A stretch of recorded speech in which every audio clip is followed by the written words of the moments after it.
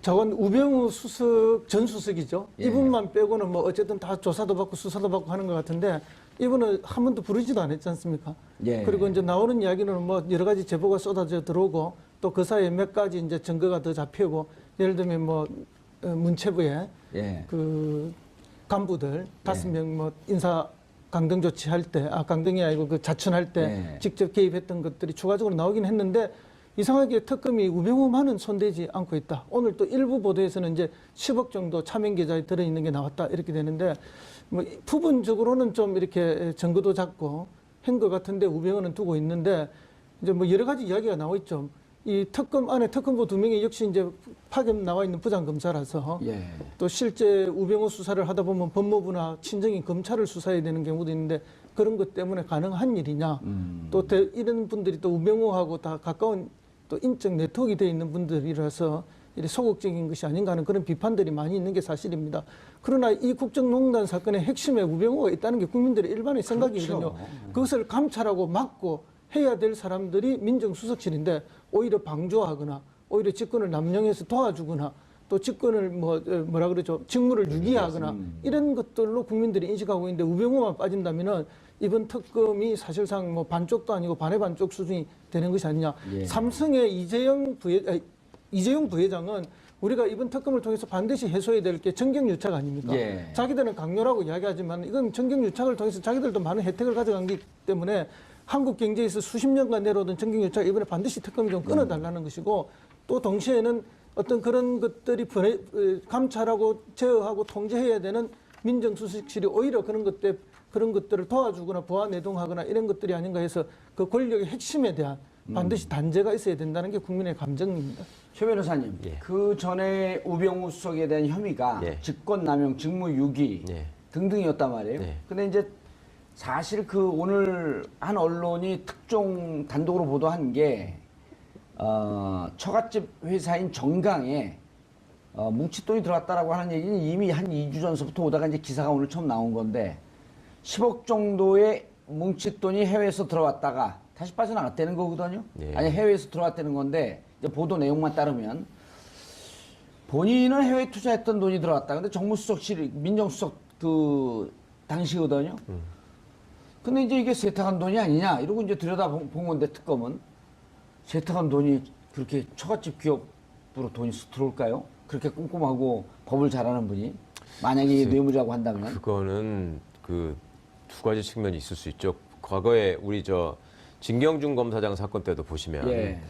그 자기 통장이나 자기 주변 사람들 통장으로 거래를 하잖아요. 그러니까 예. 검찰 출신들은 검찰이 같은 식구로서 나를 치지는 않을 것이다라는 어떤 일종의 그 기대나 믿음이 있습니다. 그렇다 보니 그럼 처갓집으로 받을 수도 있겠다. 그럼요. 보통 사람들보다 소홀할 수 있어요. 예. 그러니까 그런 점은 그러니까 뭐 최순실 씨처럼 아예 처음부터 마음을 먹고 이거를 뭐 여러 가지 방법을 통해 가지고 복잡하게 돈을 빼돌리겠다 생각을 했으면 모르겠지만 여기는 그때만 해도 변호사를 하면서 다음 또 기회를 노리고 있는 상황이었기 때문에 그냥 어떻게 보면 일반 변호사들은 하지 않는 약간 높은 수준의 방법만 해도 되지 않을까라는 생각을 했을 가능성이 높고요. 저는 그런 차원에서 방심하다가 이번에 하여튼 그 좀 10억 정도는 수입료 빼돌린 게 걸린 거 아닌가 싶더라고요. 근데 해외에서 들어왔다 그러더라고요. 그러니까 그거야 뭐 계좌를 통해서 바깥으로 돌렸다가 다시 한번 돌아오는 게 이제 가장 기초적인 자금 세탁 방식이니까 예. 그리고 또 처가명가 갖고 있는 회사들이 많이 있으니까 그런 걸 통해서 그런 생각을 만약 수입료 누락이면 뭐에 해당되나요? 그거는 이제 변호사법 위반도 되고 예. 여러 가지 이제 변호사법에 정한 그 불성실 신고 이런 것 때문에 이제 국세청의 이제 국세기본법 위반, 그러니까 세무조사와 관련된 거죠. 뭐 그런 탈세 혐의로 말하자면 처벌받는 구속 사연 아닌가요? 액수에 따라서 뭐 저기 할 수 있지만 지금 봐서는 그것만 가지고라기보다는 다른 여러 가지 일들이 있지 직권남용, 않습니까? 직무유기 등이 있기 때문에. 그거는 이제 합쳐서 해야 되겠죠. 그리고 이분은 누가 봐도 증거인멸할 수 있는 인상만 봐도 그렇잖아요. 다만 다 변호사 수임료 뭐 누락 부분이 아닌가 뭐 예. 이렇게 많이 말씀을 하시는데 이제 우리는 또 많은 상상과 추측을 해볼 수 있지 않습니까? 그렇죠. 그럴 수도 있고 이번에 유독 사면 복권과 관련돼서 여러 가지 이야기들이 있지 않습니까? 예. 그래서 혹시 이제 사면 복권의 핵심 담당자가 민정수석 아니에요? 민정이죠. 예. 그러면 대기업들이 박 대통령과 최순실한테만 그렇게 대가성으로 뭐 여러 가지를 했겠느냐. 예. 혹시 그걸 핵심적으로 책임지고 있는 민정수석에게는 뭔가가 없었을까 하는 이런 의심들을 시중에서 하고 있는 것도 사실입니다. 이번에 이제 이재용 부회장의 어떤 태도에서 그걸 뭐 자신감 있게 보신 분도 있으신 것 같은데 예. 그렇지는 않은 것 같고요. 왜냐하면 그동안 진행된 그 상황에서 삼성 측에서 해명이 되거나 아니면 뭔가 반전을 이룬 사안은 없고 그리고 오히려 특검 측에 더 증인이나 증거나 이런 게 축적되었기 때문에 저는 그리고 이 앞으로 진행 양상에서 이렇게 지금 삼성에 이렇게 지금 불렀던 몇 명 이런 이제 이 경영진까지 예. 전부 다 영장을 칠 수도 있다라는 그런 지금 뉘앙스로 발언했잖아요. 그래서 제가 봤을 때는 오히려 특검의 자신감을 읽어줄 수 있지 않나 싶습니다. 예. 어떻습니까? 지난번에 그 조의원 부장판사가 예. 영장을 기각하면서 예. 범죄 소명이 좀 불충분하다. 그런데 지난번에 세 개로 들어갔잖아요. 뇌물죄, 예. 그 다음에 횡령, 위증. 위증. 예. 근데 뇌물죄에 대해서는 평가 있죠? 그러니까 대가 관계에 관해서 예. 아직 소명이 부족하다. 그러니까 뭐 입증이 좀 부족한 것 같다. 그러면서 이제 돈 받은 사람도 조사를 안 하지 않았느냐. 예. 뭐 이런 박근혜 걸 또 예를 대통령 들었고. 얘기한 거죠? 예, 예. 그러다 보니까 이제 기존에 그 강요죄로 기소되어 있는 부분과 놓고 볼 때 과연 그거를 넘어서는 새로운 사실을 통해서 대가 관계나 어떤 부정한 청탁이나 이런 것들이 확실하게 있었느냐라는 점을 이제 주요한 기각 사유로 들었었는데요. 예. 오늘 이제 재소환하면서는 특검이 그간에 안종범 수석의 뭐 업무 수첩을 추가로도 확보한 게 있었고, 그 다음에 공정거래위원회나 금융위원회의 압수수색을 통해서 또 추가로 확보한 자료들이 있기 때문에 예. 상당한 자신감을 갖고 소환하지 않았나 싶고요. 저는 오늘 이재용 부회장 출두하는 모습을 보면서 전보다 굉장히 긴장하고 있구나 하는 그 표정을 읽었는데 그걸 여유 있게 봤다고 보신 분이 있다는 게 저는 오히려 좀 의아한데요. 예. 그런데 지금 저 화면에 나오는 게요. 예. 최 변호사님. 예. 삼성 순환 출자 해소를 둘러싼 삼성과 특검은 주장인데 저게 이제 M&A 끝나고 난 다음에 예. 삼성 그 이재용 승계 과정에서 저런 공정위 삼성물산 처분 물량 뭐 500만 주 결정 이런 등등으로 삼성의 승계를 도와줬다는 예. 내용이거든요. 예. 예. 저거는 그러니까 7월 25일 이후에 이루어진 거 아닙니까? 그렇죠. 그럼 7월 25일 그러니까 삼성의 주장은 7월 25일, 7월 17일 날 이미 2015년 7월 17일 날 M&A가 이루어지고 그리고 그 이후에 자기들이 돈이 줬기 때문에 대가성이 아니다. 네. 그런데 돈 주고 난 다음에 저런 일들이 쭉 벌어진 거란 말이죠. 그렇죠. 그러니까 저 일이 있기 직전에도 지금 뭐 독일에 송금한 게 있었고 예. 했다는 거잖아요. 예. 그러니까 그러고 나서 직후에 이제 저런 조치를 공정위가 했다라는 것. 예. 그다음에 삼성은 저 문제에 대해서 소위 로펌의 해석을 받아가지고 예. 우리는 문제가 없다라고 본다라고 계속 주장을 했지만 공정위는 아니다. 그건 저거는 그 순환 출자 문제에 걸리기 때문에 예.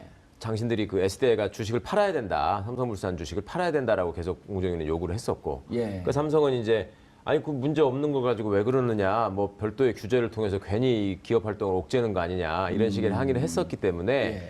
공정위와 삼성 사이에는 이게 중요한 이슈가 돼 있었던 것이죠. 예. 그런데 갑자기 공정거래위원회가 그리고 지금 일부 보도에 의하면 공정거래위원회 부위원장이 직접 지시를 했다고 그러죠. 예. 그거 애초에 얘기했던 것보다 반으로 줄여가지고 그냥 파는 걸로 해라. 1000만 주를 팔라고 그랬다가 네, 네. 별 하나 500만 주만 주로. 팔아라. 네. 예. 그렇다면 둘 사이에 무슨 흥정을 했다기보다는 어느 선에서 협상이 이루어진 것이고 그리고 그 과정에서 공정거래위원회가 다른 특별한 이유 없이 본인의 논리를 지금 접었단 말입니다. 예. 그러면 그 당시 상황에서 삼성의 주장이 옳았으면은 그거를 매각하라고 요구하면 안 되는 것이고 그럼 공정위가 정부가. 엄한짓한 거죠. 그렇죠. 예. 월권을 한 게 되는 것이죠. 예. 나중에 또 삼성이 그거에 대해서 법적인 문제를 제기할 수도 있는 측면이 있고 그런데 그걸 반만 줄여가지고 그냥 해줘라라고 하는 지시를 고위 관계자가 했다라고 하는 것은 모종의 지시가 상부에서 내려오지 않았나 하는 의심을 받을 수밖에 없는 것이고 특검은 또 그 정황을 단순하게 평면적으로 지금 보는 것이 아니라 앞뒤에 벌어진 상황을 쭉 보니까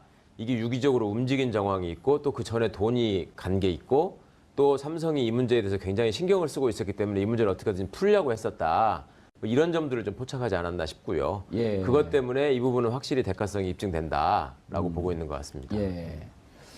허평론가님, 지난번에 2월 3일 날 청와대 압수수색 들어갔다가 무산이 됐잖아요. 그렇죠. 같은 시간에 이제 이른바 성동격서라고 하는 표현을 저희가 여기서 여러 차례 썼는데요. 금융위하고 공정위 압수수색이 들어갔단 말이에요. 그렇죠. 금융위하고 공정위에서는 전혀 모르고 있다가 아닌 밤중에 뭐 날벼락 맞듯이 압수수색 돼갖고 전체가 다 털렸다는 거 아니에요? 그리고 그 털린 근거 속에서 보면은 공정위에 청와대가 일정하게 압력을 가해서 삼성을 도와주는 과정. 예. 지금 방금 나왔던 것도 예. 그 도표죠. 그렇죠. 그래서 당시에 청와대에 이제 경제수석실 산하에 있는 그 금융비서관이죠. 예, 금융비서관. 예. 그 최상목 씨인데 예. 이분이 지금 기재부 1차관을 하고 있죠. 아하. 이분이 이제 안종범 수석의 지시로 그렇게 이제 공정위에 뭐 이렇게 미팅을 하고 연락을 취했다. 그러니까 예. 청와대에 압력이 들어갔다는 거죠. 그래서 이제 그런 객관적 진술을 이미 이제 특검이 받아놨다는 거죠. 그러니까 이거는 뭐 명백한 증거, 진술을 통해서 확보해 놓았기 때문에 이제 특검이 좀 자신 있어 하는 부분이죠. 이재용이 삼성의 대가성을 입증할 만한 자신할 수 있는 진술을 받았다. 예. 그래서 이제 그 이전에 이제 기각될 때는 뭐 이미 다 아시다시피 삼성물산하고 제일모직의 합병권과 그거의 대가성을 이야기했는데 예. 이제는 그것과 관계없이 SDI에서 처분해야 될 이제 그 주식 1,000만 주로 했는데 그 중에 예. 500만 주로 이렇게 줄여준 이 부분이 이제 대가성이 확실한 것이 아닌가 이렇게 보는 거죠. 그래 지난번에도 우리가 잠깐 최 변호사님 얘기를 예. 했지만 어쨌든 지금 M&A 과정이라고 하는 게 삼성전자 주식을 확보하기 위한 후계 승계 과정이었거든요. 그렇죠. 그 후계 승계라고 하는 것은 M&A가 된다고 해갖고 벼랑안에 후계 승계가 되는 게 아니고 삼성물산과 제일모직인데 제일모직에서 이제 삼성전자 주식을 많이 갖고 있기 때문에 그 과정을 통해서 삼성전자 주식을 많이 확보하고 확보해서, 예. 후계 과정을 완성하려고 했던 건데 그럼 후계 과정이라고 하는 것은 한순간에 완샷으로 끝나는 게 아니라 지속적으로 가는 거 아니에요? 그럼요. 그러니까 당시에 이제 그 우리가 언론 보도를 좀 반추해 보면요. 예.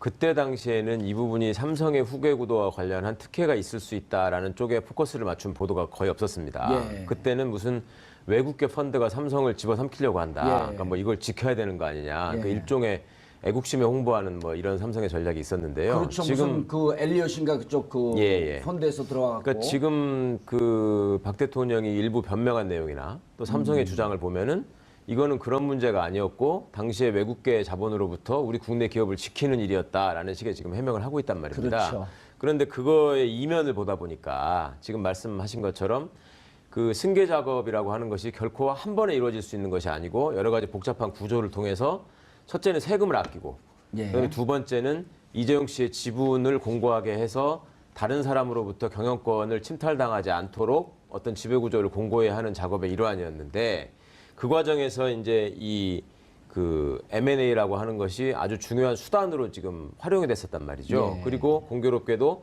그 M&A 작업이 이루어지는 와중에 정부가 또 정부 관료들이 또 공적 자금을 운영하는 우리 국민연금공단이 이게 이제 계속 개입한 흔적이 예. 나오고 또 그와 관련돼서 잘못된 정책 결정을 했거나 아니면 이상한 의사 결정을 하고 그걸 삼성 측에 유리하도록 집행한 사람들이 지금 다 구속돼 있는 상황이란 말입니다. 예. 그리고 거기에 추가로 지금 그거가 완결되고 하는 과정에서 별도로 있었던 또 그 부수적인 조치들이 있었고 그것 중에 하나가 그 삼성 SDI의 그 삼성물산 보유 주식 매각 문제가 드러난 예. 것이고 또 그 매각되는 상황을 놓고 보니까 그 앞에 이제 우리 정유라 씨의 말구입과 관련된 삼성의 지원 예. 이런 흔적들이 이제 시차적으로도 이게 좀 일치하는 측면이 있고 그렇다 보니 삼성이 청와대의 요구를 수용하고 내지는 좀 더 적극적으로 오히려 더 대범할 정도로 그 최순실과 정유라의 지원에 앞장섰던 이유가 예. 결국은 후계 구도를 공고화해서 이재용 승계 작업을 마무리하려는 예. 그러니까 지금 대통령이 있을 때